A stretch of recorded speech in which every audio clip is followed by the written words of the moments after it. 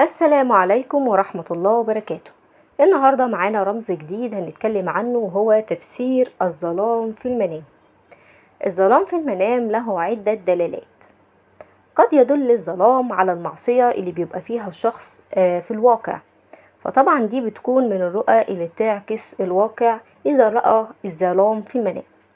أما إذا رأى الشخص إنه بيخرج من الظلام إلى النور فقد يكون عاصي وبيتوب أو بيرجع لربنا، وقد يدل على الهموم اللي الشخص بيكون فيها والأحزان، ويكون ربنا سبحانه وتعالى هيفرج عنه همومه.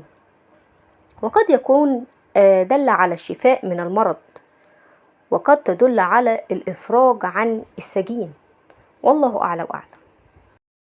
وهناك تفسيرات أخرى لرؤية الظلام.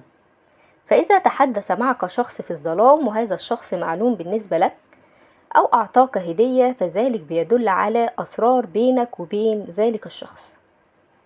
والظلام أحيانا في الرؤى بيدل على التستر سواء كان في خير أو الشر.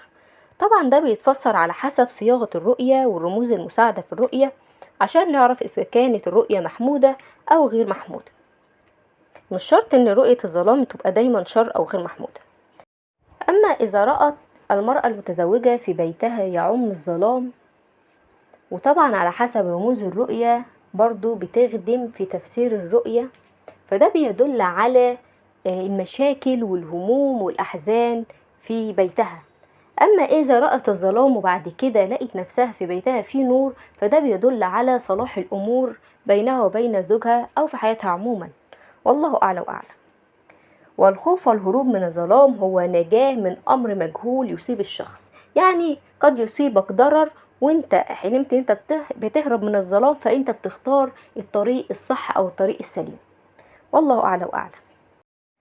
وبيختلف طبعا عن ظلام الليل.